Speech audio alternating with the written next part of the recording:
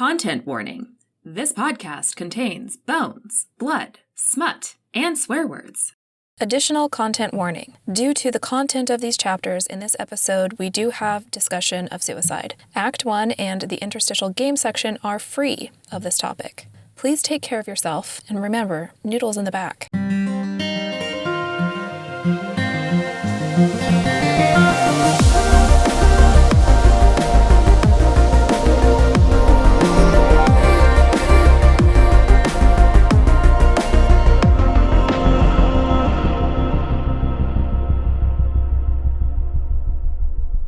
Before we get into the good shit this week, we wanted to remind you that we've launched a Patreon. For just a few bucks a month, you get extended games, brand new content, access to our notes and murder boards, and much more. Our Waterworld review is coming out this week. So, if you would like to financially and emotionally sponsor John's pathological murder boarding, you can head to patreon.com/frontlinefifth or follow the link in the show notes. Okay, now back to that sweet, sweet Bone Zone action. Act 1. Welcome, penitents. Hello and welcome to the Frontline Fifth, a Locked Tomb podcast where brand spanking new novitiates explore the Locked Tomb series for the first time, while a couple of dried-out bone witches cackle over how little they really know. We're currently reading Gideon the Ninth by Tamsin Muir, and this week we're all submerged in saltwater, so it's safe to tell some secrets about chapters 30 and 31. My name is Hannah, and I am a devout penitent of the Locked Tomb, but I'm terrible at self-control, so I've definitely sneaked a peek behind the rock that should never be rolled away. I'm joined today by a much more stable necromancer, Marie. So, Marie, have you ever found out a secret that you weren't supposed to know? Spill it, witch. Calling me the stable one is fascinating. However, the only thing that I am willing to spill about, even while we are submerged in saltwater, is that when I was 7, I looked in the bags as I was carrying them in from the car after my mom had gone Christmas shopping. And so I knew that I was getting a pair of high-heeled dress-up shoes. Oh, sorry. That's a bad one. Everyone knows you're not supposed to look at the Christmas presents. But also, imagine the way that my parents raised us, that they never hid Christmas presents. We knew exactly where they were. In fact, they knew that I was bringing in the grocery bags, like the bags that had my Christmas presents in it. And they were just like, yeah, you won't look. So there was no Santa? No, there was Santa. Oh. Santa the way that Mickey Mouse is Mickey Mouse. Like, you got presents from Santa, but we always knew that Santa was a concept. That's fascinating. Also with us today are a pair of brilliant cavaliers who are learning the deep, dark secrets of the universe for the first time, Brooke and John. So, John, what's the tea? Have you ever used a bunch of sacrilegious magic to get a peek somewhere that you were explicitly forbidden to look? Like, similar to Maria, I kind of got some of the magic of something ruined for me, which is that I talked to a guy who was a nuclear engineer on a submarine. It was for work. And he was... That doesn't explain it more. Work. He was a consultant. It doesn't matter. Anyway, okay. He said that Tom Clancy had an office across the street from the Office of Naval Intelligence, and that's how he knew so much about various military stuff and how he was able to write so many like really intricate details about the Navy and everything else. Like, he had an inside source. I always thought that he was just like really a brilliant writer and was like really good at guessing things, but it sounds like he probably took some people out to lunch and asked them questions, because from what the guy said, he knew a lot of things that he probably should not have known. That is fascinating. Yes. I love that like takes away the magic for you, because for me, I'm like, it's delightful when I get to find behind the scenes details. I fucking love movie trivia. And Brooke, what potentially world-destroying secrets did you uncover behind your parents' backs? None. Move my D&D alignment way more towards the lawful side. I'm fairly sure I've done nothing that could be described as going behind my parents' back. Tell my parents everything. Good. Well, we've got a lot more secrets and dark deeds to get to in these chapters, but first, I did want to ask you all for your takes on these two dense and heartbreaking chapters that we read this week. I feel that Tamsin Muir did such a beautiful job of showing like the incredible expanse of family dynamics. Like, we get the biggest blow up fight, like that super just quickly melts into this pot of vulnerability and like the sweetest, most tender moments. I just got lots of feels. And I'll just add on to that and say basically the same thing, but also it's just hilarious how quickly she's able to flip the switch and get back to being hilarious when Gideon gets punted back into the water. Yep. It's like, it's an incredibly like emotionally touching chapter. And then we're right back to like sarcastic, like hilarity. It's so well done. I was very appreciative of just like how well done the build up was, the payoff, and then we're just like, we're right back into it. It was great. Yeah, it's very much like, ew, feelings. Which is perfect because that's how I feel about feelings.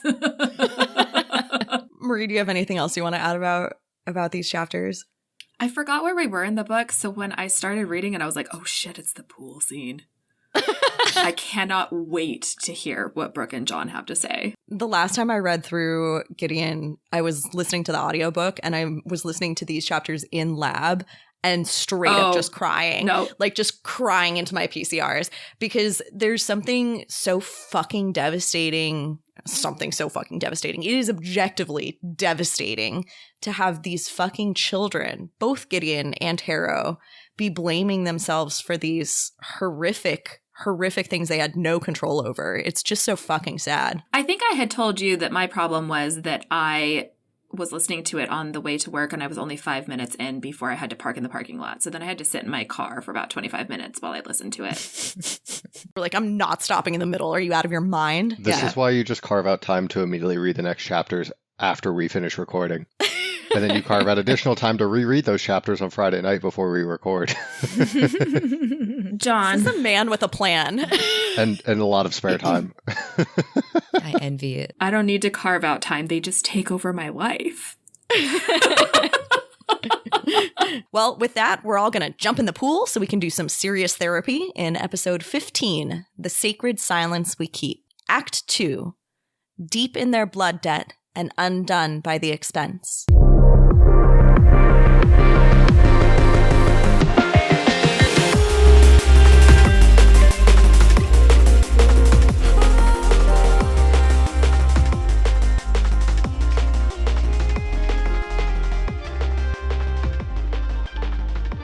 This section of Frontline 5th is safe for anyone who hasn't read past Chapter 31 in Gideon the Ninth. Let's recap. Chapter 30, Ninth House Skull. Gideon blames herself. Palamedes comforts Gideon, Dulcinea, and the beguiling corpse. Chapter 31, Ninth House Skull. Harrow is 200 corpses, the girl in the tomb, one flesh, one end. Bitch. Well, we've carried a lot of bodies through Canaan House over the last couple of weeks, so what's one more head? Gideon takes Pertesilaus' noggin to the 6th house quarters, and Camilla immediately heads out to get Harrow Hark, leaving Gideon... What? Camilla heads out. I did not notice. Because puns are automatically funny, per Gideon and Magnus. Anyway, Camilla heads out to get Harrow Hark, leaving Gideon alone at yet another awkward tea party. This seems to be a theme, with Palamedes, her discovery, and a cluster headache. She's mine! She's mine! Right?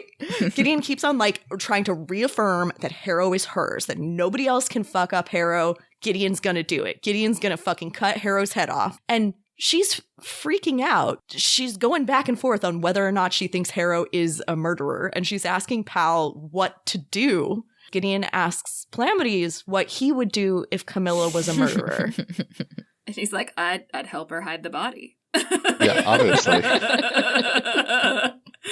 And that is a pretty clear difference in their dynamic. Yes. Hal knows that he can trust Camilla implicitly to do whatever is necessary and right, and whatever she does is for his benefit. It's pretty funny. This was actually a fight that my husband and I had relatively early on in our relationship, because his take was you should never murder anyone, and my take was if I murder someone, it's probably for a good reason. How dare you not help me bury the body? I haven't had this conversation with my husband. Maybe I should. I'm firmly on Hannah's boat here, yeah. Gideon, a good thing that she never needed to talk to anybody outside of the 9th ever, ever, ever, because Blech. Word vomit. Oh yeah, Harrow had a good reason to say, do not talk to fucking anybody. You have a vow of silence. Because the minute you take the vow of silence off, Gideon's spilling her guts to everybody all over the place. Which, to be fair, I mean, this poor woman just needed a therapist so fucking badly her entire life. She's never talked, I don't think she's ever talked to anyone aside from occasionally insulting Harrow and then, talking to Aglamene about the appropriate stance for holding a two-hander. Well, so John said that we immediately come off of recording and then go read the next 2 chapters, which I did do last week. And so we come off of recording. I have just said, I'm fairly sure that Gideon's parents committed suicide. And then I get 2 pages into this chapter and go, well, fuck. It was Gideon? And then it turns out. Yeah, so we get the full story. Harrow and Gideon grew up in each other's pockets because they were literally the only children in all of the 9th house. And Harrow was like a perfect little nunlet from birth, right? Like everyone was obsessed with Harrow. She was, really important, and everyone fucking hated Gideon. Is nunlet what's putting you into a tizzy, John? Or Yes, I love the Nunlet phrase is so nunlet. funny. Are you familiar with The League, the fantasy football show? It was like on many I've heard years of ago, it. but like Nick Kroll's on it. Anyway, they have a scene where Jay Cutler lives in their neighborhood and he has a kid and they call it the cutlet because it's like a little cutlet. And so anytime anyone adds it to like make something tinier, it's just so funny to me. So I just love nunlet. It's hilarious.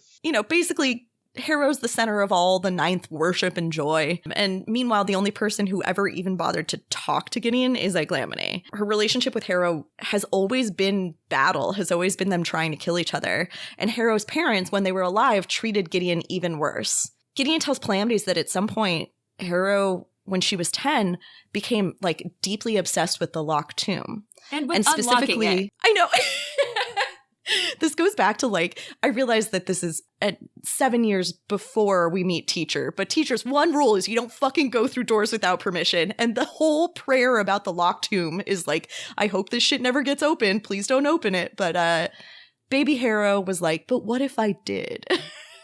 And so somehow a 10-year-old can get through the locked tomb to whatever is going to be the fucking apocalypse, right? Yeah. So she and Gideon have a massive, huge fight. Harrow goes and opens the tomb in a tizzy after the fight. And Gideon's like, she fucking opened the tomb. This is the one thing that's going to make Peliamina and Priamhark not literally kick me if I even so much as bump into them. Yeah, and it's fucking heartbreaking, right? Because basically Gideon is this child who's been actively abused and neglected her entire life, and yet she desperately wants the approval of her abusers. Well, she right? does exactly what abused children do. You're always trying to get approval from your abuser. Yeah. And so she immediately rats on Harrow and tells the, Reverend Mother and Father that Harrow opened the tomb.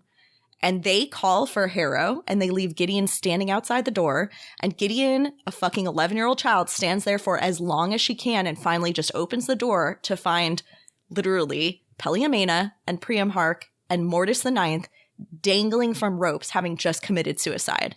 And she finds 10-year-old Harrow standing there among them with a rope of her own. It's fucking horrifying. And now we know what she knew. We already knew that she knew that the Reverend Mother and Reverend Father were dead and that Harrow was puppeting them. And we thought that was she knew too much. But it's here's the extra layer of, by the time she was 11, she knew too much. Yeah, that's crazy. So, John, I want to know what you thought at this moment because, reading along live, the very first thing I was just oh, Gideon, poor thing, taking on the weight of the world. This is not your fault. As a little kid, even younger than Jean-Marie and Isaac, right? I mean, so much younger, actually, right? Oh, I was just what the heck happened? In my head, it wasn't a straightforward suicide. It didn't I was looking for some sort of nefarious thing. I was did Harrow get some sort of super massive power out of this tomb? Or is this some sort of a ritual that happens when a 9th house reverend daughter ends up opening the tomb and which is what you're supposed, I don't know. Did something leave the tomb with Harrow? John, I want to know what you were thinking. Did you just see this immediately as like, oh yeah, they were all supposed to commit suicide? Yeah, I saw it as just like, yeah, shame for the house. But also, it just sucked for Gideon because every time she sees the parents, she's just reminded of that because they're getting puppeted around for several years after this, right? Like she sees them hanging and then also sees them like every weekend at mass, I guess. They must be wearing some good high neck stuff. Oh my God. Yeah. They for sure are. They are permanently puppets and turtlenecks for the rest of forever. Yeah. No, just like every Sunday morning you walk past them, right? Like it's, I felt really bad for Gideon. And yeah, it doesn't seem like there were any consequences for opening the tomb that we know of yet. And also, the rest of this conversation, Palamides just also skips right by it. Yeah, the tomb was opened. Yeah, nobody's like, so what happened? Yeah. Yeah. I will say this, though. I feel like the 8th house and the 9th house are super religious. I feel like basically the rest of the houses. Meh. Yeah, exactly. The way the vast majority of American Reformed Jews treat Judaism. It's like some rituals you do, but you don't believe in anything. Yeah, they're culturally Catholic, right? They're not. Exactly. So like, I love that he's like, yeah, there was a rock. I mean, but it seems like not a thing to kill yourself over.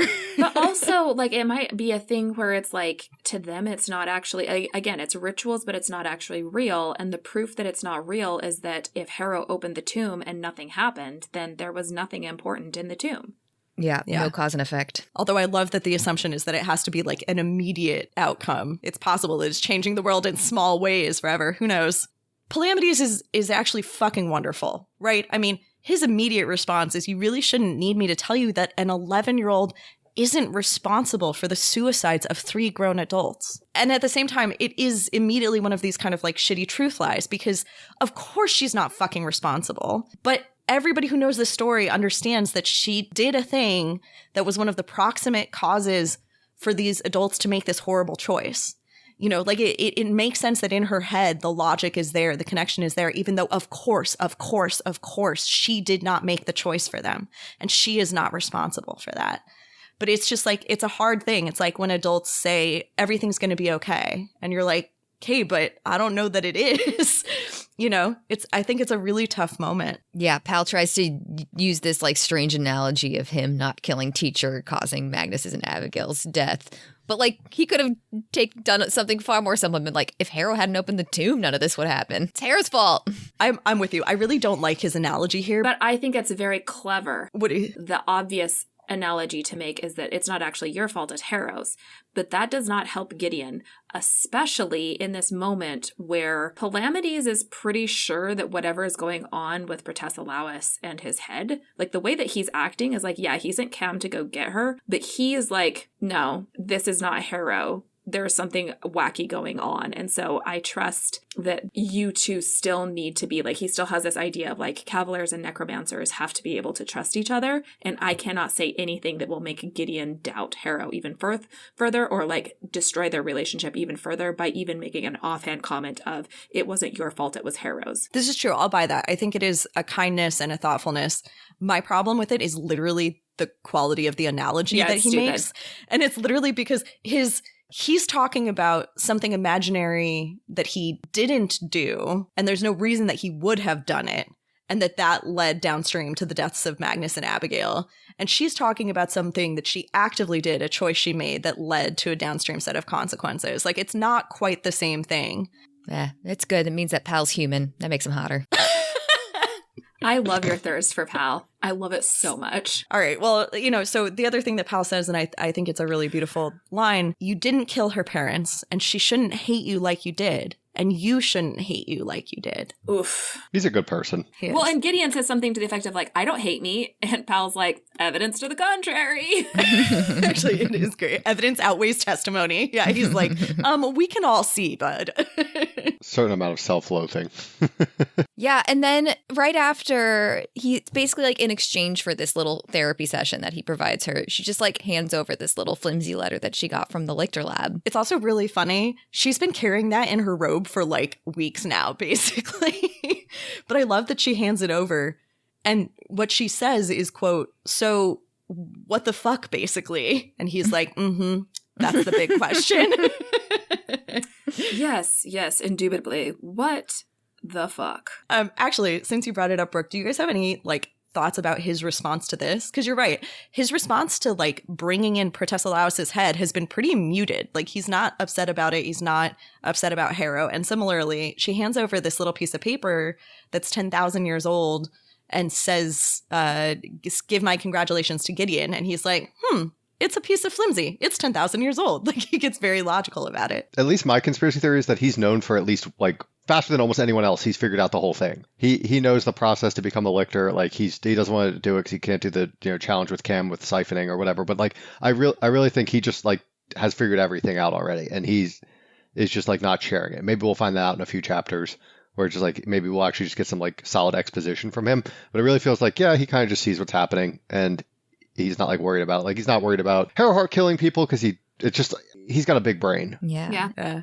I think it's pretty clear that he doesn't react about the head is because the moment that he picks up the head, he's like, oh, it was a puppet. Yeah, he knows exactly what it is right away. I agree. They could have had a whole conversation about Lictor Labs and the name Gideon, but just at that moment, Cam comes back, handcuffed to Harrowheart. This is just hilarious, right? It's like there are so many things wrong with the DC cinematic universe, but one of the great things they did is in the first Superman movie where like they find out Superman's real, they like handcuff him and walk him into a military base, and he like lets himself be handcuffed until like he starts like talking to generals like through a wall that he shouldn't be able to see through because he has X-ray vision, and then he just like snaps the cuffs and is like, yeah, I can obviously just blow through this wall. That's what this felt like. It was just like, yes, I let you handcuff me because like I don't think any Cavalier is killing a necromancer, right? That's just like, unless they jump them or like surprise them or anything, but like just in a straight up fight. I want that conversation because I have to feel like Cam is like, hey, we feel like some things are up. Can I handcuff you? She's not asking though. I'm sure she walked in, she said, Warden says you have to come with me.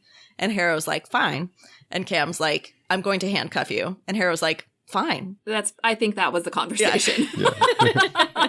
Yeah. All right. Well, so they all start having like this conversation over Gideon's head. It's a great moment. Gideon's like, please enlighten me. I'm just a poor cavalier. It's so funny. And they decide that like there really needs to be a showdown. Everyone needs to witness this. It's got to be in the light. So everyone who's still alive in Canaan House gathers in Dulcinea's sick room to confront Dulcinea. Dun, dun, dun. Calamities formally accuses Dulcinea of bringing a dead cavalier with her. Ianthe goes, it's the only interesting thing she's ever done. Ianthe is such a bitch. I love her. But indeed, it turns out that the 7th house specializes in this like semi-forbidden necromantic technology called the beguiling corpse. So Dulcinea tells us a story of 2 dead bodies, one only mostly dead. Your friend is Not a only witch, I'm mostly your dead. wife. Mostly dead is slightly alive. You know, the 7th house had a mostly dead necro, that would be Dulcinea, and a pretty great cavalier, that's Protesilaus. But then the cavalier had an accident. And so to keep everyone from knowing that their house is fantastically in decline, the flesh magicians of the 7th make the dead cavalier into a beguiling corpse, so everyone will still think that he's just, you know, alive. Albeit the most boring man alive, but alive. He can still talk. Ish. So wait. I want you to think back now. Yes, I'm every thinking about single fucking description of Protesilaus. Yes, hulking man meat, basic Hulk man. Basic man Hulk, that was the phrase. No, I'm thinking about the tea party where I think Harrowheart was sitting next to him, and like she would like say something to him and it would take him a minute to respond. And Dulcinea looks so exhausted after that because she's been carrying on 2 conversations at once. Harrow knows he's dead the entire time, so even during that conversation, like she's just doing it to like try to figure it out or make Dulcinea like puppet the thing, right? Like, yes, that's a great point. She's pushing on purpose. Oh, that's a great point. Harrow, of course, immediately calls out Dulcinea. She's like, this is impossible. There's no way a necromancer would have the power to be puppeting someone that efficiently and autonomously for so long, especially when you're dying. And so there's a little debate about whether a dying necromancer is a better necromancer, but Dulcinea basically is like, yeah, but wouldn't it be possible if all of the many flesh magicians on the 7th worked together to do it? Allegedly. This might also explain why they stopped her shuttle. This is going to go into my conspiracy theory for this week. Circle back. Silas Soctakizaron decides that the important thing here is to debate the legality and morals of different kinds of necromancy. So he tries to pissily storm out, but his own cavalier is in the way and actually does a good job. I like Column again. He gets everyone's focus back where it should be, on conspiracies and murder. He asks, if this is Pro's head, what or who was in the furnace? And we just go right past that. Like, As usual. Thank you. They really are bad at keeping focus on, like, they need their own murder board. They really need to be writing down some notes as they go because they keep skipping important things. this is just like a tiny throwback, because I was wondering about this in one of our conspiracy theories from like probably episode 5 or 6. Who gets to own the bodies? Like, if you just find a body, do you get like land rights to it? Like, how does that work? Like, do you Apparently, they're all trying to stake claims on it. Harold's like, I want the head. And they're like, no, you can't have the head. You can't hide the head just because you found it. There's no finders keepers on bones. But she specifically invokes finder's rights. She's like, the head is mine by finder's rights. And everyone's like, okay. As we said, like, the head is Harrow's by finder's rights. She found it. She found the body. She pushed a little bit at the theorem and the head fell off. So she took the head. And she's still iffy, we find out, about the whole thing because she thinks that undoing this spell ought to have killed Dulcinea. So there's some bitching and debate, but Dulcinea is possibly literally coughing up her own organs. And so Judith demands that Teacher calls the 7th house. And Teacher explains that there is literally only one communications channel. He's not been doing this for rules. There is exactly one line of communication out, and it does not go to, like, the 9 houses. You cannot call the 7th house or the 4th house or the 5th house. These fuckers are stuck here until the last. But Teacher offers to move his own bed into Dulcinea's sick room in order to watch over her. And everyone else is like, cool, we probably solved all the problems for today, and they all leave. There's also a throwaway line from Judith in here and Teacher, which is Judith says, does anyone else want to confess, or something along these lines, confess to being an undead corpse or a puppet or something else? Or a and construct. Yes. Yeah. And then Teacher says, maybe later, Judith, or something along those lines.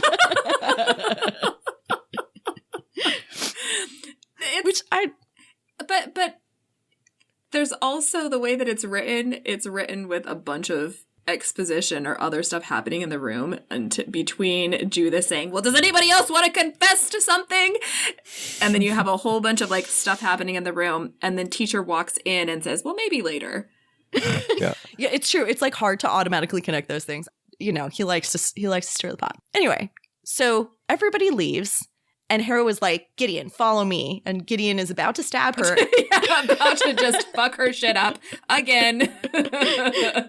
And then Harrow says, please, which is sufficiently fucking weird that Gideon follows her. And follows her down the stairs past that, like, 2nd house lictor lab that they went in and where Jean-Marie died, into the room with the pool. And then Harrow, you know, basically throws out a bunch of bones, beefs up a bunch of skeletons in order to hold the doors closed and surround the perimeter, which Gideon doesn't seem to mind. I would like to point out that if that happened, I would be like, cool, I'm dead. I now am dead. My favorite part of this, and this is like the way that this is written, again, this is a very chaste book. So this is about as sexy as things get, right? Is Harrow undoes her robe and it pulls around her ankles.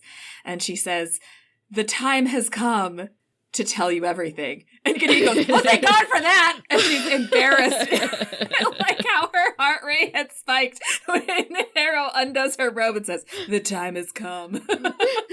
There's actually a couple of those in this chapter where you're like, oh my God, kiss, kiss, kiss. Just kidding. All right. Well, the time has indeed come to tell Gideon all of the things, but they have to do it in the water because the 9th house has a rule? Yeah, some sort of rule or ritual. They have a saltwater pool and they only talk about serious secrets when they're in the saltwater. There's this beautiful moment. I mean, like, Gideon basically cannonballs into the pool, and then Harrow has a moment of looking like really waif-like and sinister as she slips under the water and then immediately comes back up choking and spitting out water. And it reminds me so much of the first time we see her read the letter from the Emperor and she's trying to be all serious about it, but somebody people dies. Dying. Yeah, exactly. It reminds me of like a scene from like every rom-com where just like, you know, like somebody's trying to be cute and they just like get hit by a wave in the ocean, or like something runs into them where they trip and fall. It's just hilarious. I really approve of attempts at ambiance that fail spectacularly. That's like very relatable for me. Very relatable. So Harrow tells us, basically a lot of things here. Tells us that she knew that Pro was a construct from day one because she's been puppeting her parents for 7 years. So obviously she recognized it. She also tells us, and they skim right past this, that she did not kill him, that someone else had put a blade through his heart, and that she just pushed at the magic a little bit and the head fell off. And she was like, ooh, this is a hulking man Hulk body, too heavy to drag. When was the blade through the heart? Before or after he was dead? You're right. It's not clear whether she found him with a blade through his heart or whether she just encountered him and she felt around his deadness. How do you kill a dead thing? Right. When she found him too, was he just... What does a blade to the heart do to somebody who's already dead and just reanimated puppet? Right, but also, was the puppet just standing there and she comes across him? How come that's nobody had come across him, yeah. just powered down and standing somewhere powered before? Down? He's like the Iron Giant. He's just sitting there, just yeah. Yeah. However she found him, she takes the head, leaves the body. She doesn't know what happens with the body. But the key thing here is the fucking timeline. She literally had his head in a box before she sent Gideon and the Fourth House teens down to the facility. And Gideon is fucking furious about this, and Harrow tries to explain that she was actually trying to keep them safe because she thought that Dulcinea was the bad guy. And she also thought, and I think this is reasonable, that Gideon would side with Dulcinea over Harrow if push came to shove. And so she sent them away trying to keep them safe, and it went fucking terribly. And the teens died horribly. It's also this awkward word vomit thing. She's trying to explain everything to Gideon and she can't. She says that it was too tenuous to risk, that she clearly understands that she and Gideon were starting to kind of have a moment and work together, and she was too scared of breaking it just by telling, her that Gideon's crush was an evil necro wizard. Yeah, it's a difficult situation to be put in. I mean, on the one hand, yes. And on the other hand, as with, again, every rom-com or sitcom of all time, the answer, just fucking talk out loud with words. That's it. Oh, God. I also think it's just kind of cool that Harrow's yeah, I just sent them away because I'm about to go just kill these people. I'm going to go have a necromantic duel with these people. Yeah, and Gideon absolutely would have believed Harrow over Dulcinea if Harrow had been look, here's my concerns. It also is so interesting to me, and it makes me think about maybe that's why there is such a taboo about being romantically or too emotionally involved in a specific way with your cavalier, is because of this. Because Harrow is specifically not supposed to put herself in a situation where she would need additional protection. She's not supposed to put herself in a situation where she is protecting her cavalier. But it is, it's fucking complicated. I think the best necrocav partnerships are not about subservience. They are about duality and, give and take. And both parties want to protect the other. It's an interesting dynamic. Gideon asks Harrow about the shuttle that blew up. And Harrow's I didn't do that. We were literally going to send Glaurica and Ortis away for 24 hours and they would come back in disgrace. But Crux has issues with disloyalty and so blew it up behind Harrow's back. Well, he has differential loyalty. He has his ideas of how he is being loyal. Dude, that's wild. Yes. That came out of left field, Crux. Oh, again. really? Crux? Yes. Crux doesn't like when people say nasty things about his lady. So, I have a feeling that he had, as soon as they all left the field, he planted a bomb so that it was going to be for Gideon. And then as soon as it was going to be for Glaurica and Ortis, he was that's fine too. God. That's true because either way, it's questions of disloyalty. So, you know, works either way. No problems with it. Yeah. But, that's just two adults who died. So Gideon asks the much bigger question that's kind of been haunting her ever since this conversation she had with Silas. She asks about the 200 dead ninth children. And Harrow gives her a real answer, and it is a fucking upsetting answer. The Reverend Mother needed to have a kid. She'd already, miscarried, and she needed to have a child, and that child needed to be a necromancer in order to be an heir to the locked tomb. And so to make sure that this would happen, that she would successfully have a pregnancy, that the pregnancy would produce a necromancer, they developed this plan to murder 200 children with toxic organophosphates in order to generate an unbelievable amount of thanergy, in order to power a bunch of theorems that would make sure that her eventual like fetus would produce Harrow, would produce like an incredible necromancer, the greatest necromancer of her generation. Now I'm suspicious about Palamides here, because he is also a very good necromancer, and if it took 200 babies to make Harrow that powerful, what's going on with him? Maybe. I think it's also that it does make her incredibly powerful, but I think that the point wasn't to make her powerful. It was that there was no other way. It was like to guarantee. It was guarantee it. It was a guarantee. Like they do not have access to any of the other healthcare in the other houses. And so they do not have children. And if you're not having children, you can't have multiples to make sure that at least one of them is a necromancer. You've got one shot and you have to make sure that it works. So Got one shot. Do not miss this chance to blow. This opportunity comes once in a lifetime. God. do we want to take this one step further and probably pinpoint the fact that, like, Reverend Mother and Father had to be conceiving this child while all these children were dying? Yep. Yeah, they literally timed it out so that the ants were poisoning a bunch of children while the Reverend Mother and Father were timing their orgasms perfectly to, like, yeah. I mean, I don't know how tight the timeline had to be, but either way, this is like, it's pretty dark. It's deeply fucking horrifying to have sacrificed all these children in any context. Gideon, of course, was actually supposed to die, right? Like, it's not like they spared Gideon out of kindness. She wasn't even a ninth child. She was supposed to die with everyone else. She was pretty close to the vents where the actual, like, fumes were coming through, but she just survived all of Harry Potter. And as a result, like, the Reverend Mother and Father didn't just hate her for shits and giggles. They hated and feared her. They were repulsed by her because she was this, like, constant reminder of this horrible thing they'd done. And also, she was a mystery that they did not understand. Yeah, so she has survived this poisoning. We also know she has survived... Your notes say, Brooke. Super poisonous poisoning. Thank you. And she's also survived a brain-melting entropy field.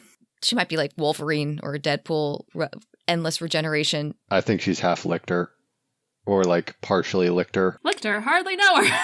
This is going to go into my conspiracy for this week, so can we circle back on this? All right. We'll circle back on this circle too. Back. We'll circle back. Circle back. We'll circle Table's back. getting heavy. All right. So here's the other fucking horrific part of this. This was not a secret from Harrow. Harrow had been told about her birth story since she was a child, since she was like 3. She has known her entire life that she is, through no fault of her own, with no control at all, a war crime, a walking blood debt, an abomination. She has always been carrying the fact that she is product of 200 murdered babies. It's interesting, too, though, because she says basically that even knowing what she knows, she believes that it had to be done and that she would do it again because there had to be a necromantic heir to the locked tomb. Yeah, I'd be goth, too. This is not me leading anywhere. This is not spoilers. This isn't anything. This is, to me, like the biggest mystery of this chapter is she starts out by saying, we have to be in salt water for me to tell you some secrets. And then, like, basically saying, like, there were things we would only talk about in salt water. So I don't think that anybody knew what was in the tomb until Harrow opens it. I do not think her parents know what is in the tomb because they would have told her that this is what is in the tomb and this is what we're protecting. And she doesn't know what to expect. So what are they talking about in the salt water? And why does Harrow specifically go in the salt water now? Like, what was she, does this conversation just get away with them? Or was she specifically meaning to tell Gideon that she did open the tomb and she is 200 babies? Like, did she say everything that she meant to say to Gideon? Or did the conversation kind of go in a different direction? I will point out as well that she is 17 years old and also has never had therapy and desperately needed it. So I feel like this is not so dissimilar from Gideon talking to Palamides, where, like, they just desperately both needed to tell someone the shit that was in them. I think that Harrow only intended to talk about Protesilaus and Dulcinea and like apologize for the deaths of the fourth. I don't think she intended. But why would you need to be in salt water for that? I have theories. All right. Okay. John's connecting dots. This is so, as we said, basically, Harrow actually tells Gideon what she saw inside the tomb because Gideon knows. Before we get there, I think it's important to point out that she says the reason. Doesn't she give a reason for why she went into the tomb? Yeah. What was her reason? She was tired of being 200 corpses. It's devastating. She thought that she was going to die. She was willing to suicide mission herself and start the apocalypse because she was so fucked up for 10 years of living with the knowledge of what and who she was. Yeah. She's so desperate to stop being herself that she's going to kill herself, except that she wants to know what the point is first. And I love, this is a very Harrow thing. She wants to know what it was all about and if it was all worth it anyway. And so she breaks into the tomb, she rolls away the rock. And the tomb, to remind you, Harrow says it holds the cost of the resurrection, the beast that he defeated once but can't defeat twice, the abyss of the first, the death of the Lord. So it is something that is potentially like the death of God, right? I mean, it's an intense thing. And Harrow doesn't end up killing herself because the thing in the tomb was too beautiful and important.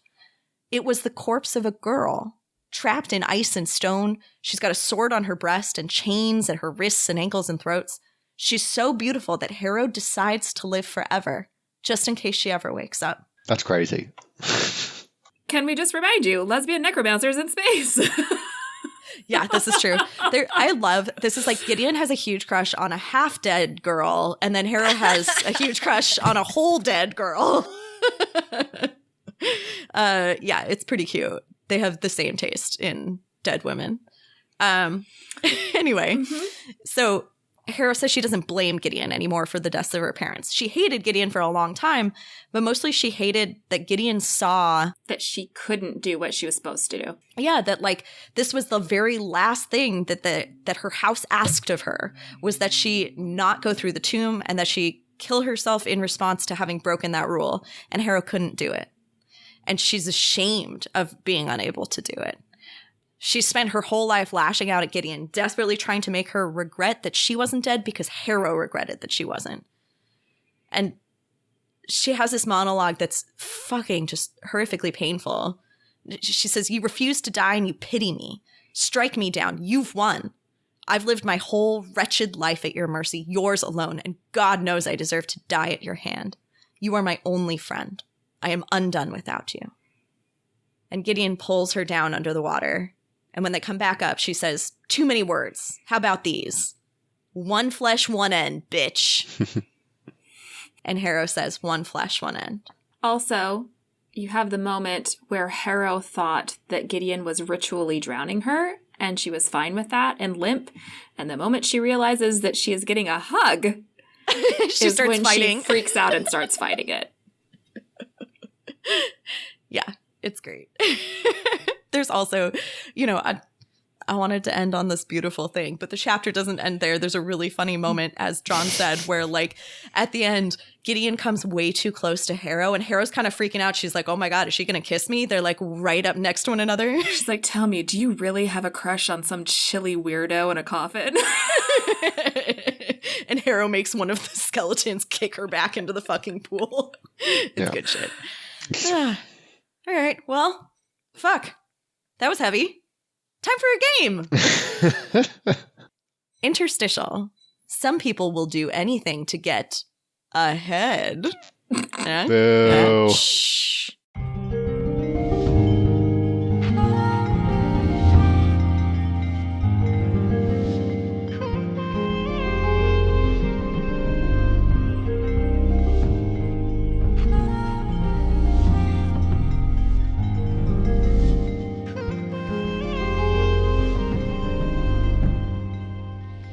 Can we just say that this means that canonically Ianthe also thinks So, that like, puns are automatically funny?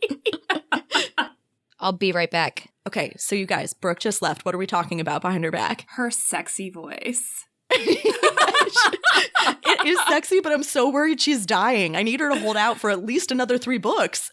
Yeah. She will. She's fine. She's just like Dulcinea. Yeah, no, it makes her a better necromancer, if anything. No, really it's just the secret is that we're smoking cigars and celebrating after every episode of the podcast and drinking whiskey, and that's really what's doing it to her. It's just every time, it's just. I do want to just give a big shout out, a big thank you to our patron Sonia, who gave me the idea for this game. If you, dear listener, have an idea for a game, you can always email frontlinefifth@gmail.com or whisper it poignantly into the ether. I'm always listening. So in this game, we're going to ask our fine hosts to describe the dating profile of a character of their choice. So, Brooke, who did you choose? Okay, I am taking a stab at creating a dating profile for Ianthe. So I'm imagining that her profile pictures, is that what we call it? Wait, we should probably put a disclaimer here that of the four of us, exactly 0 of us have actually used a dating app just by pure chance of time and literally Did every all... single one of us meet our spouses in college? Yes. right before at least the turn of Tinder. God, we're old. Yeah. Okay. Yeah. We are all Abigail and Magnus for sure in this podcast. Unfortunately. So yeah, so Ianthe has like these pictures. I'm really imagining like an emo girl that's like Taylor Momsen. She's got like the super long like white hair. It's kind of like in her eyes. She's got like some dark makeup on. She's kind of like looking down at you like super judgmentally. Oh yeah. And then if you like scroll through, there's also going to just be a picture of her hand just like flipping the bird. No caption on it at all. Her about me, and I'm not completely sold on this. I feel like this could use some editing, but first script is Gemini. If you're into people who are nice or emotionally available, congratulations, you've taken a wrong turn. Fluent in sarcasm in several ancient languages. Swipe right or left, I don't care. Oh my God, this is amazing. This was beautiful. Yeah. Her likes include black coffee, intellectual debates, and biting. Yes. Gross. Her dislikes include team projects, incompetence, and being bored. What is she looking for? Not you, probably. But the persistent or delusional who apply must have a dark sense of humor. They must have the ability to lose gracefully because they will lose. And being hot doesn't hurt, but honestly, competence is hotter. So wait. I gotta ask Brooke. Is this Yes. Ianthe's profile or yours? It's absolutely not mine. No way, this is not mine. I put up here a list of potential dating sites that they might use. Which of these do you think Ianthe is posting on? She's posting on necromancers only. Mm-hmm. I don't think she goes for the cav type. The people, the last section you gave us, Hannah, was following characteristics need not apply. Fragile egos, people who describe themselves as empaths. Oh God. Anyone with a hero complex. Save yourself the trouble. And anybody whose idea of a good time is long walks on the beach. God, Ianthe would eat so many people alive, and I mean that literally. Like, Marie, who did you build a profile for? I built a profile for Dulcinea, and I think that her app of choice is going to be Neck Romance, because I'm imagining that it's like a little bit like Bumble. Mm-hmm. So cute. And her photo carousel is going to be a bunch of photos of her, like, you know, laying on a lounge chair in like an indoor garden, like conservatory kind of things, like very cottagecore, prairie dress, sun hats, you know, fields of daisies, except there'll be like 3 or 4 photos like that. And then the last photo is going to be her in a hospital bed with like ports coming out of like every orifice, Oh my God. looking pretty much mostly dead, and then kind of like a like face. You know, just to like shake it up so you know exactly what you're getting into, right? Like, and her about me is just going to be here for a good time, not for a long time. Incredible. Oh, shit. And as far as like likes and dislikes, dislikes are like flowers and disingenuous. You know, like she just needs honesty, right? I was thinking more like the Bumble kind of profiles, and she'll like have all of her options open, you know, essentially like pansexual. No genders are off limits. Her distance filter is going to be like completely and totally open too, because long distance is fine. Long distance is fine. And she's only like, her likes and dislikes are what she's not looking for is basically she's fine if you're into a medical kink, but she really doesn't want anybody who's into necrophilia. She's also into gingers. People all made of dominant traits need not apply. Recessive only. Yeah. John, who'd you pick? So originally I picked Magnus and Abigail, and I was going to make them a weird, like, married couple swingers profile because I thought that would be hilarious. But then I spared you all that, and I decided to call him. So Column, all the photos, he's wearing all white, and it's him and his Wait. Which dating site first? Oh, I think Column's definitely on Plenty of Fish in the River. Okay. But so all of his photos, it's him with his two brothers, and so you can't tell which one's him until you. And then you get to the last photo, and it's just him holding a fish that he caught at Cannon House, and it's just like one of the. It absolutely is. His about me is that he's loyal, he's organized, he has a dry sense of humor, he's a direct communicator. You know, he's looking for mutual respect. He's definitely waiting till marriage. Dislikes heresy, dirt, and getting his soul sucked out of his body in more ways than one. John. What? Nothing. We have to hit our smut quota once in a while. All right. And then no one with X characteristics need to apply. I would say for him, anyone that would make him violate his honor or disloyalty, and then anyone who's dirty or leaves crumbs in the bed or anything along those lines. So yeah, that seems pretty accurate. Iconic. Yeah, that was beautiful. I also actually chose the 8th house. I'm doing Silas. And firstly, Silas is also like Ianthe on Necromancers only, for sure. Definitely not interested in anything else. And actually, they would be an interesting couple. Ew. So his first photo, like the main photo you see, is actually just a portrait of the Emperor as the kindly master. But then his other photos are all basically like him looking down or away from the camera in his like full regalia, white spraying. There's like light coming down. His about me section just has his height. or like Just as his height. through God, everything is possible. Yeah. Exactly. Let's see. This is... he says he's seeking a devout and spiritual necromancer willing to dedicate their life to the worship of our kindly master, our resurrector. And then it has like 50 other epithets. That's the whole like what you're looking for area. Likes and dislikes literally also left empty. So this is basically a profile with a picture of the Emperor, a height, there's almost nothing else. And then at the very bottom, it says 9th house witches and women who wear tank tops need not apply. Yeah. Okay. All right. Oh, no. For fun, I am going to have us do one as a collaboration. So we're going to do one fully off the cuff. We're going to make a group profile for Cam because Emperor knows she's not going to make it herself. I think we should put it up on Sword Meets Bone. I think that's maybe her best website choice. What do you think? I don't know what that means. That feels like more of a... You're right. Maybe that's too sex-based. Well, Sword Meet Bone like feels very much like for hookups, but specifically for gay hookups. All right. I don't know necromance, that that's a problem. I think necromance is where we're looking here for her. Necromance or Plenty of Fish. All right. I like that. Okay. What photos of Cam are we putting in? These are like beach shots, right?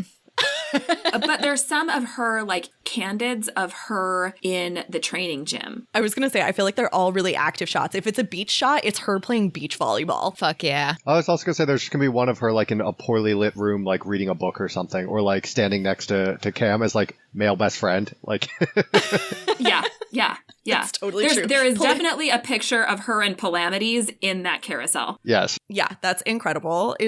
About Me definitely has to have something about the number of hours she spends training a week, and also has to have something that's like slightly sarcastic to the point where you're like, I don't know if this is dry humor or if it's just actually true. Party person.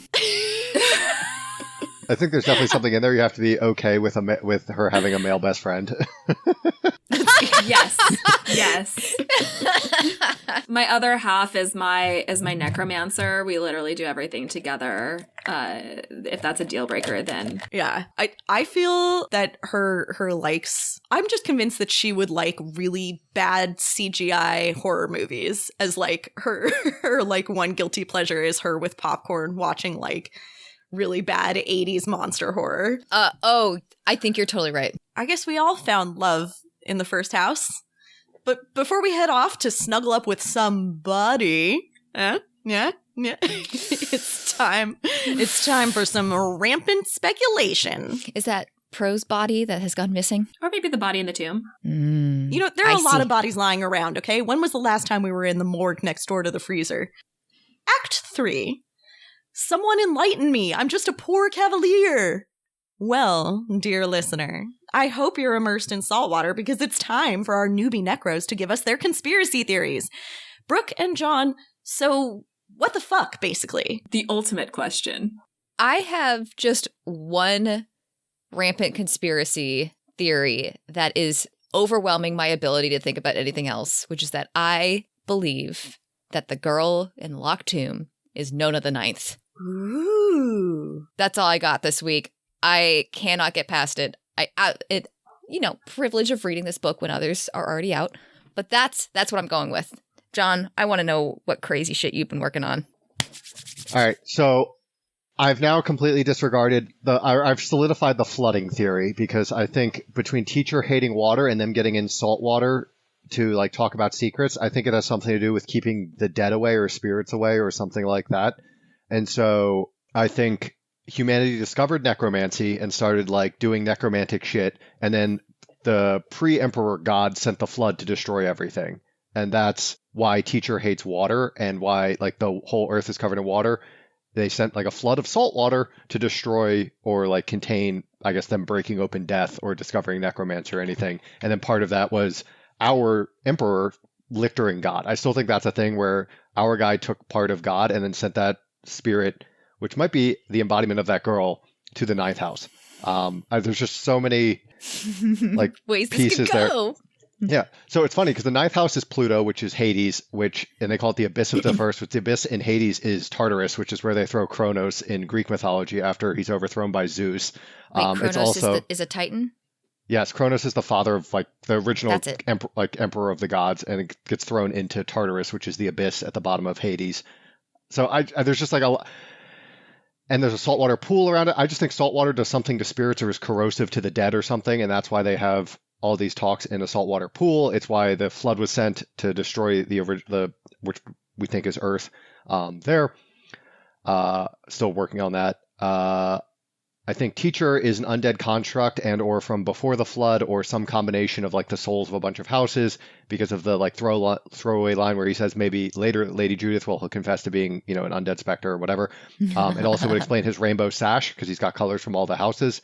There's something that would also explain why he loves drama from all the houses and why he's like such a gossip is he's actually just part of all the houses. So he wants to know what's going on. You think he's a puppet? I'm not sure.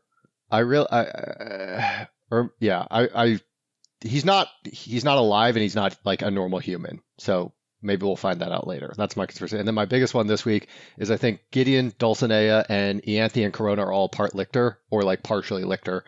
I know. I think I said at one point Dulcinea is a lictor. I backed off that for a while. But here's my theory. One, Gideon is surviving all types of things that she shouldn't have.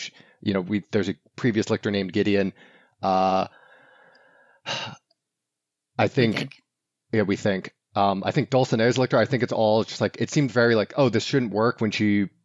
Sorry, I gotta back this up and make this make more sense. When Protestalawis dies, it should have killed her, and then like the theory is that the seventh house was all working in concert to puppet the body, but they're all just like that shouldn't work. Like she's dying. I think Dulcinea is part lictor, or is like similar to Gideon, where there's a spirit of a lictor in her, or like half a spirit. Like like something is there because she's doing necromantic things she should be able to do. Do you think this ties into how at the beginning, like, we hear about the fact that, like, we have fewer lictors than we did before. They've been, like, you know, dying off. They've gotten tired. Like, there are fewer. Do you think that this is like a reincarnation cycle where, like, some of those had to, like, go somewhere else?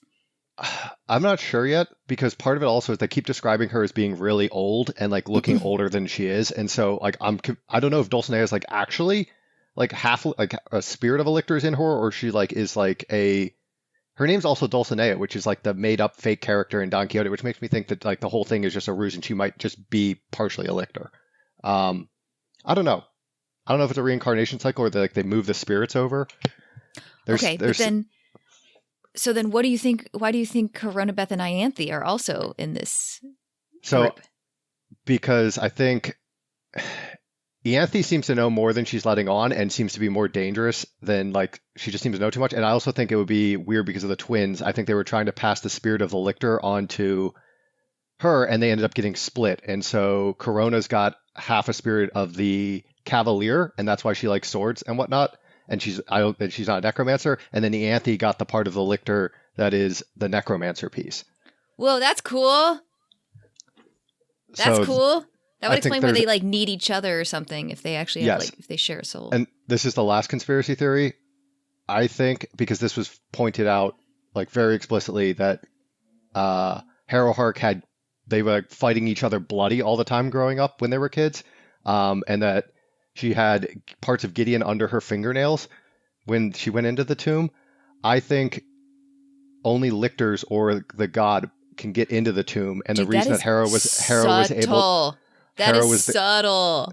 The only reason Harrow was able to get into the tomb was because she's had parts of Gideon on her the entire time, like that she's been exploring it, and that's why she hasn't died. She's had like Gideon's blood, or like parts of her hair, or like parts of her under the fingernails. Like that is why she was able to get into the tomb. It's not because Harrow's a great necromancer. It's because she had a lictor, like a tiny fragment of a part of a lictor with her.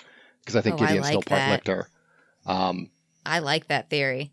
So yeah. I think there's 3 lictors running around, or parts of lictors. So Gideon, Dulcinea, and then Ianthe and Corona are 3. And then I still think there's a lictor running around, or a spirit of a lictor that's the one that's actually killing everyone else. So I still think it's nobody. They got sent from the houses. I think there's still a lictor in Cannon House that's killing everyone. That's not somebody we already know? Or is amongst the people we've already met? No, it's not among the people that we've already met. And goes along with those 2 bodies that are in the incinerator from before. Yes, it's a completely different thing. Yeah. Well, but like going along with this idea that there are others we haven't met around the first house, around Cannon House. Yes. Sorry, that was incoherent, but that's everything I cooked up this week. I think I followed you. That, dude, I am really liking that little Gideon. I think you're cooking. Anyway, that's all I got. Well, I guess we'll see if any of that happens next time when John and Brooke come back to wade through the absolute chaos that is coming up in Gideon the Ninth chapters 32, 33, and 34. That's right. It's another threefer. Let's go.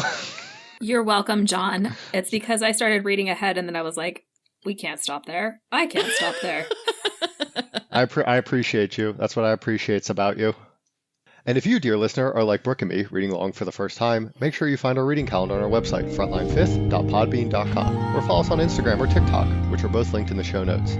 If you like this podcast, please share it with your friends and give us a 5-star rating anywhere you can. I've changed my mind on this. Shill us. Send us to all your friends. I want fake 5-star reviews, all right? I've changed my mind completely. I'm selling out. And if you didn't like it, feel free to lie. Now head off to sleep, my baby necros. Mommy and Daddy have some deep spoilers to discuss. That's right. That's how much of a shill he is. He said Mommy and Daddy without flinching. Get in, losers. We're going speculating. Act 4. One flesh, one end, bitch. Warning. This portion of the podcast is 98% snickering and like 2% spoilers. Oh, wait. It's all spoilers. Seriously, we're gonna spoil anything and everything in the series up through Nona the Ninth. And if that's not what you want, turn back now.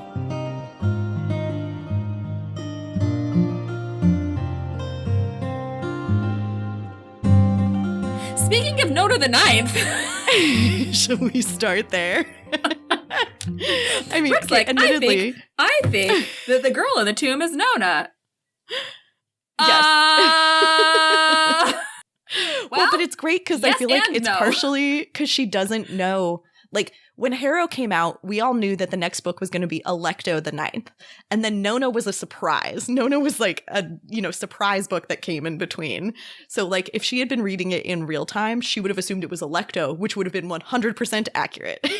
Yeah, but it's still accurate to say that it's Nona. Oh, for sure. I thought it was a good pull. It was, I also love that she's just sitting there being like, like thinking about this one thing really deeply. Well, I think also anybody who read the books, as soon as you knew that there were 3 of them, you know that Alecto is the girl in the tomb. You're like, obviously, that's why there's the name. Even before you get into Harrow, learn anything more about the tomb, learn anything at all, you're like, yeah, the girl in the tomb is Alecto. Can't wait to meet her. Especially because it's a name that we hadn't heard before, right? Like, we actually have heard Anastasia a bunch. You could have assumed that it was Anastasia in the tomb or anything like that. But you know that the person in the tomb is like someone kind of outside of the main cast, outside of the Lictor world. So yeah, it does make sense. That was pretty funny. I also think, John always just cracks me up to absolutely no end because he has everything perfect and then he just keeps going. And then he keeps going and like completely derails himself. He's like, oh no, I don't think that Dulcinea is a Lictor anymore. Okay, cool. Exactly. Could you please give me a voice note as you read the next 3 chapters? Well, okay, so the next 3 are oh my god. Oh wait, we don't. In the next 3, we find out that teacher is a construct, which is like a big thing that John has been harping on for some time. He's like, is teacher God? Is teacher, part of all the houses? And he's about to find out that he's a random experiment. And then we're going to have teacher die and Judith get stabbed and Marta die. And then Ianthe is going to become a Lictor. So we will get absolute confirmation of what the Lictor process is in chapter 34 next week. Oh, yeah. So we don't get all the way to, that's right. We No. don't get all the way to Dulcinea and Kethere yet. Oh my God. It's going to be so good. I also love the idea that Ianthe and Coronabeth could be like a Lictor split in half, which is at the end of the day literally what a Cavalier Necro pair is just 2 pieces that when put together create a Lictor. And they would be a good Lictor together, but instead it's just Ianthe is a necromancer and Corona is along for the ride. She's got great hair. I really want to talk about, so I think that these chapters kind of epitomize Tamsin's love of Easter eggs. And like, I don't know what to call it. That kind of like equivocation talk where you're saying something to the audience that's different than what you're saying to the rest of the characters, or you're saying something to you and I who know the whole book that's different than what you're saying to Brooke and John. So the first one that I love is that when Dulcinea is talking about Protesilaus' accident, she tells the whole thing explicitly as a story. She says multiple times, hypothetically. Well, and John picked up on that. He says, allegedly. Yeah, it's just so great. She's like, hypothetically, if you had 2 dead bodies, one slightly more alive, wouldn't you do this? And Harrow, for instance, like pushes back really hard because she's like, it's impossible for a single person to do that without more power. And we already know that. She goes, well, wouldn't it be possible if all of the necromancers did it together? And like, it's just so fucking funny.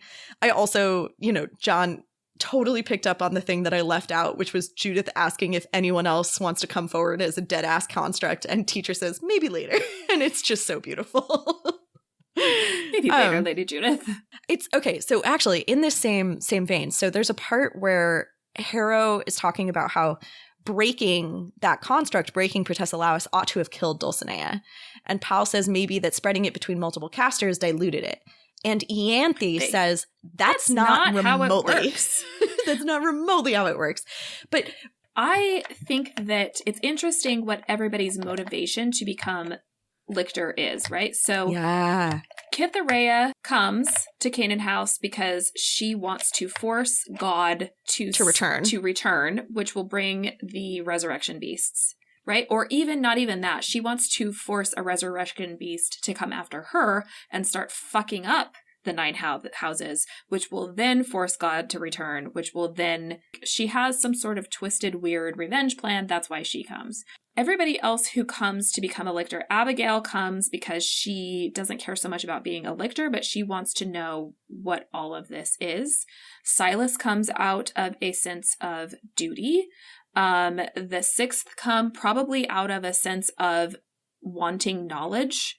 The fourth come because they're tagging along with the fifth. The second come out of a sense of duty because they're the cohort. They're going to do what they're told.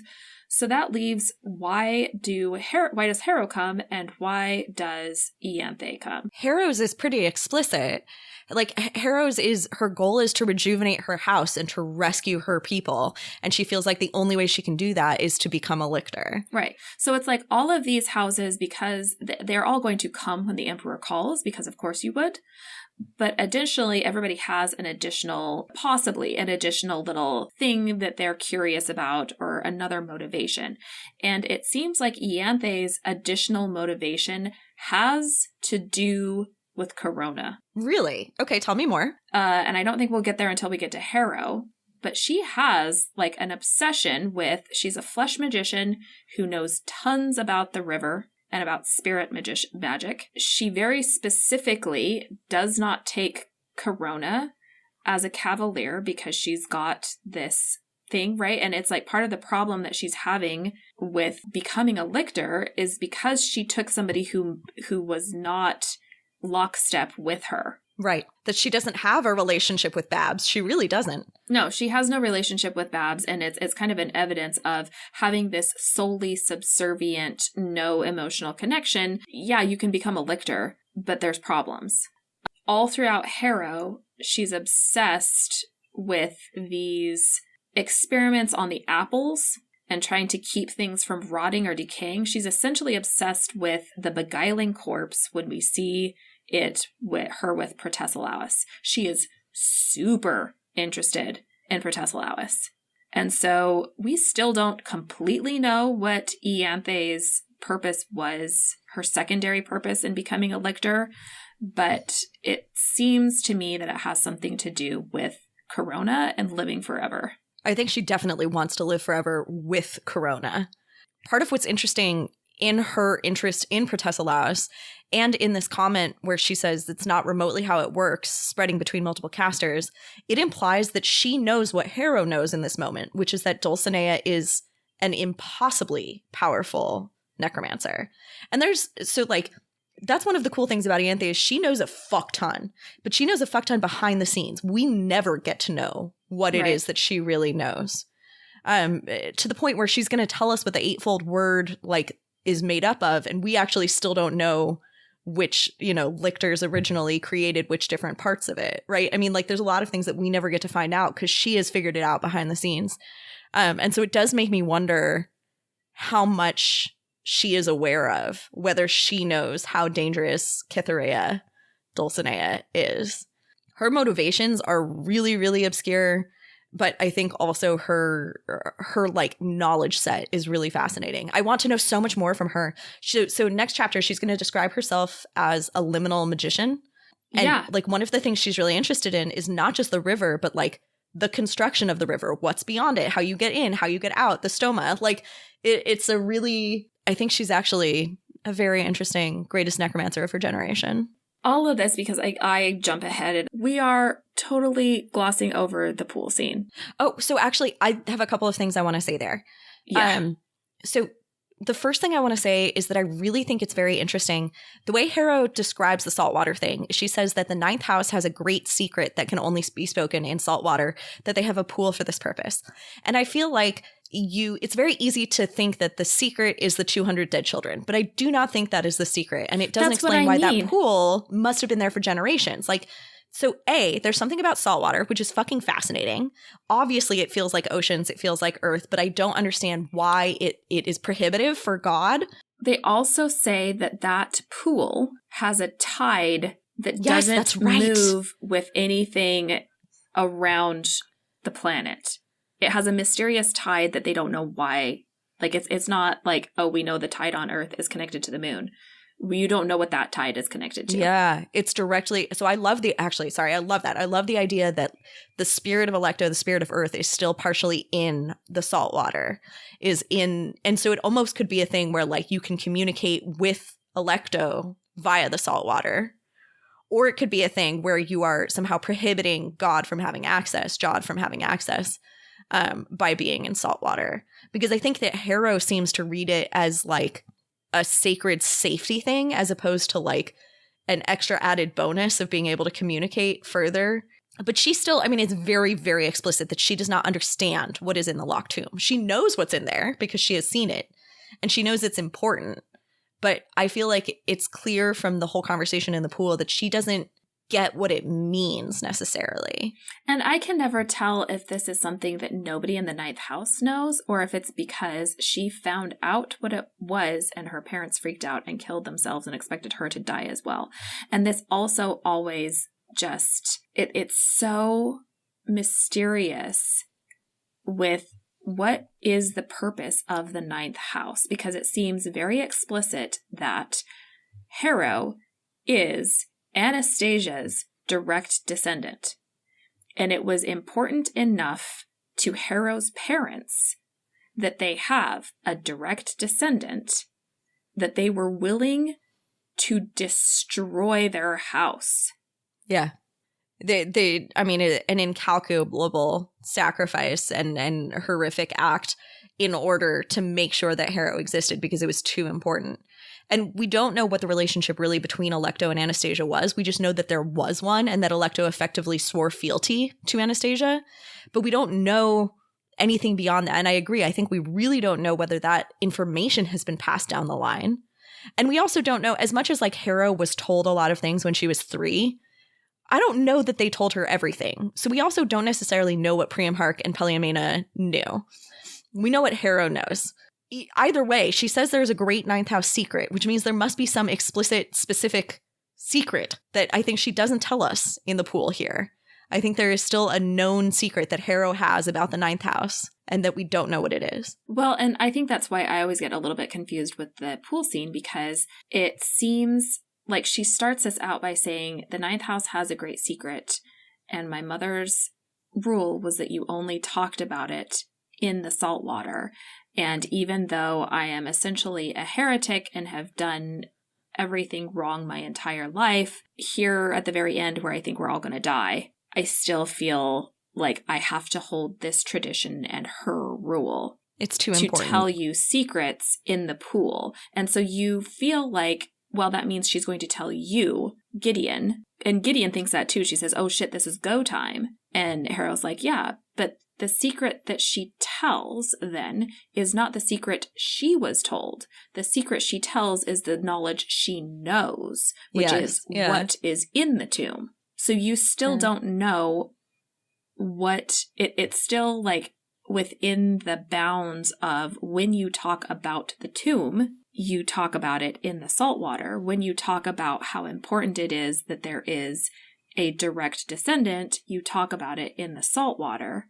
But yeah, it is not totally clear. I liked what you asked, that it's not totally clear what she intended to say, which secret she intended to spill, and whether she said all the things that needed to be said and all the things she intended to say there. Because it's also possible that she did say everything she intended to say, but it still isn't the secrets that she was told because she doesn't feel like Gideon needs to know that. She feels like Gideon needs to know why Harrow is the way she is. And why the relationship is so fucked up. Like, that is what she felt was important to tell Gideon. Not, like, she never feels like it's important to tell Gideon the nitty-gritty or how things work. Partially because she doesn't think Gideon would care, but also partially because she's like, she's so tight-fisted with information. She cannot give anybody complete information. And so she's giving Gideon the information that she feels is necessary to give Gideon, which is the information about their relationship to each other.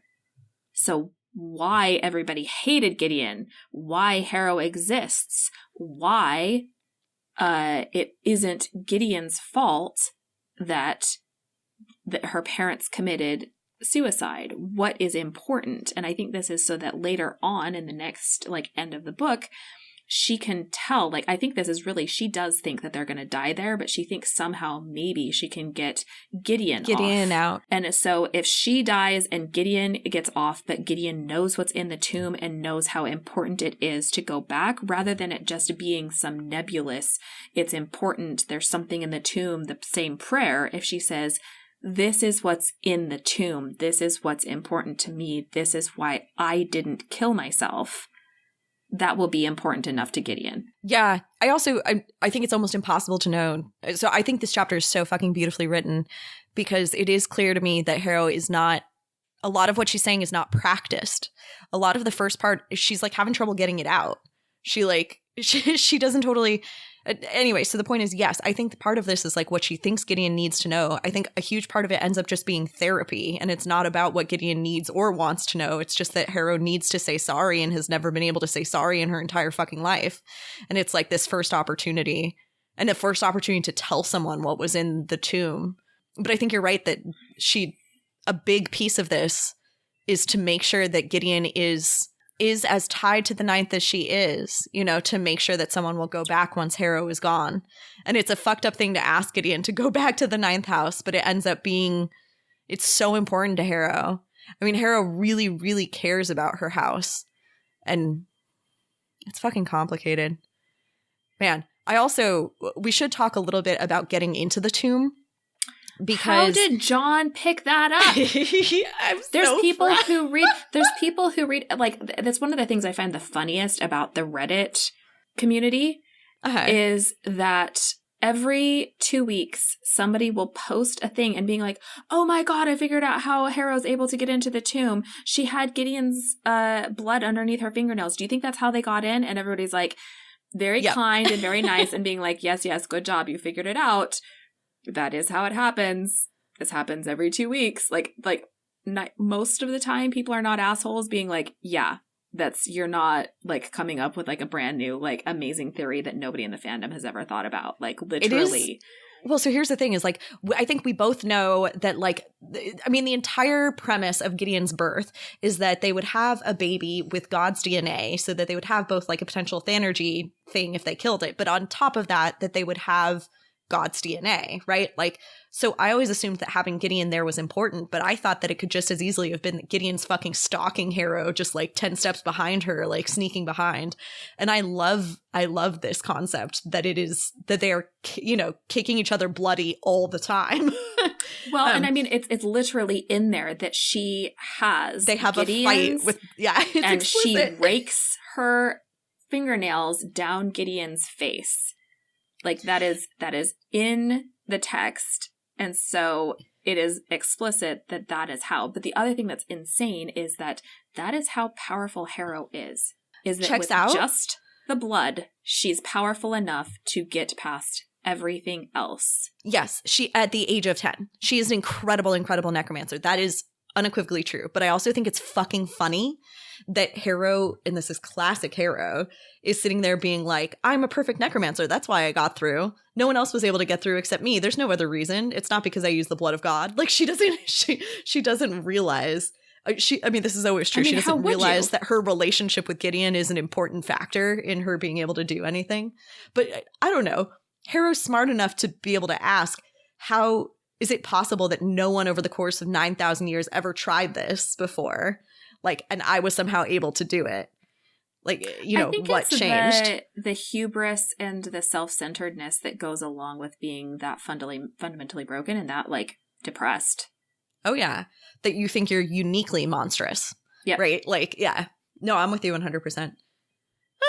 All right. Well, is there anything else we should spoil while we're back here? I do like the whole throwing Kronos into Tartarus thing that John did. I was like, well, kind of, sort of. Oh, shit. Since we're talking about the body in the tomb, I do have something. It's a little piece of homework for you for later. Or does this go in Harrow? No.